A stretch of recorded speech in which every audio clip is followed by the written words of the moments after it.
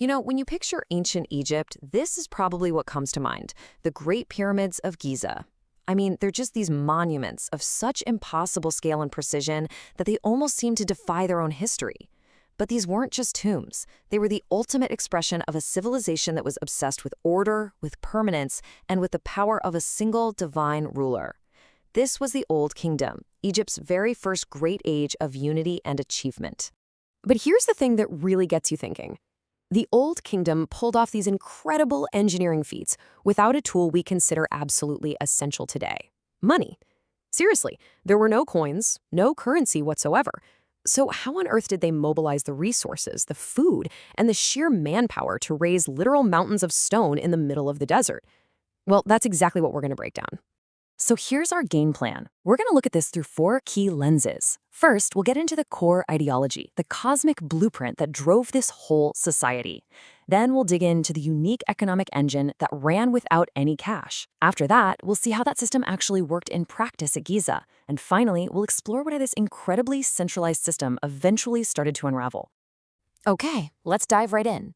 To even begin to understand the pyramids, you first have to get your head around the ideology that built them. And it all, and I mean all, starts with the king.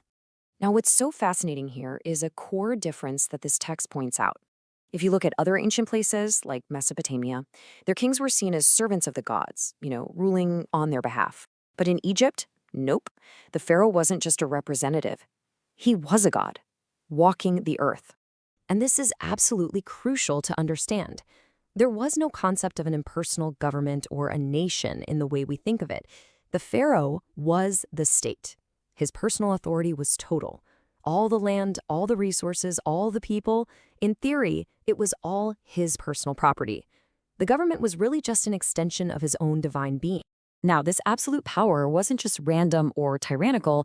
It had this powerful and, really elegant justification. And it was all built around a concept called Ma. Ma was, for lack of a better term, the divine order that held the entire universe together, the thing that separated creation from pure chaos. And the pharaoh's #1 job was to uphold it. So think about it. Mobilizing the entire country to build a perfectly aligned eternal tomb wasn't some act of ego. It was seen as a state project of cosmic importance. It was a way of reaffirming and maintaining that essential order for everyone. All right, so with that cosmic blueprint in mind, let's look at the practical side of things. How did this god king actually power all of the state's activities without a single coin to his name?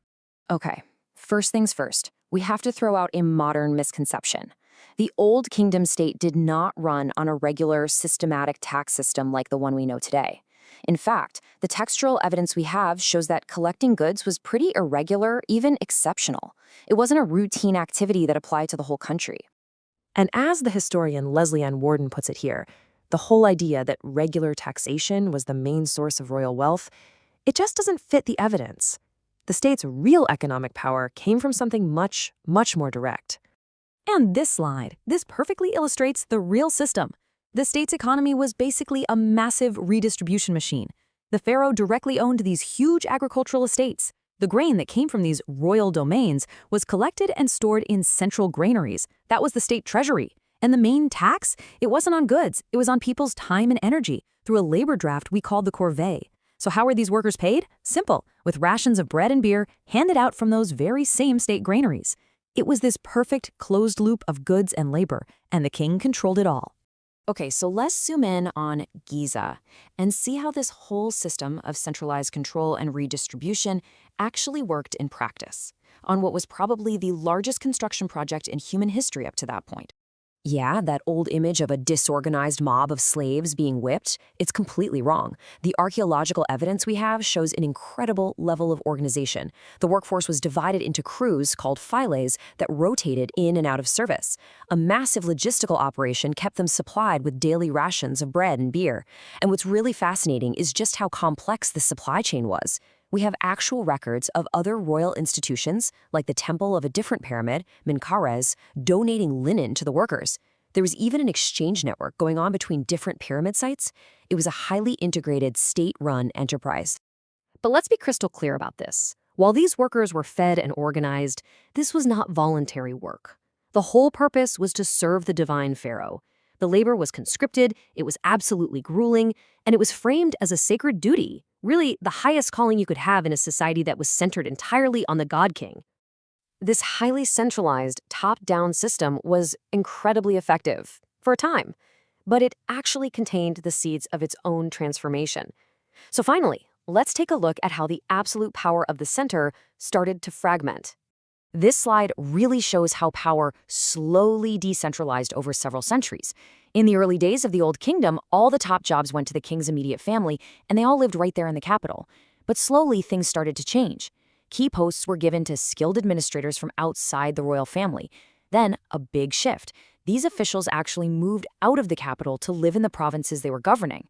By the end of the Old Kingdom, these provincial governors, or nomarchs, had become hereditary rulers, passing their power and their wealth down to their sons. And this is the crucial point right here. This created a split. Power wasn't just flowing exclusively from the god king anymore. Instead, you get this new class of powerful hereditary nobles emerging out in the provinces. They started building their own impressive tombs and controlling local resources, keeping labor for their own projects instead of sending it all to the king. This country of two cultures, central power versus local power, began to form, and it directly challenged the pharaoh's absolute authority. So was the end of the Old Kingdom just a total collapse? Well, a lot of modern scholars see it differently now. They see it less as a failure and more as a fundamental restructuring of the state. The old model of absolute centralization just gave way to a new reality, one where central and local powers had to learn to coexist. So it wasn't really the end of Egypt, but the end of its first chapter, setting the stage for the totally new political landscape of the Middle Kingdom. The state didn't disappear. It evolved.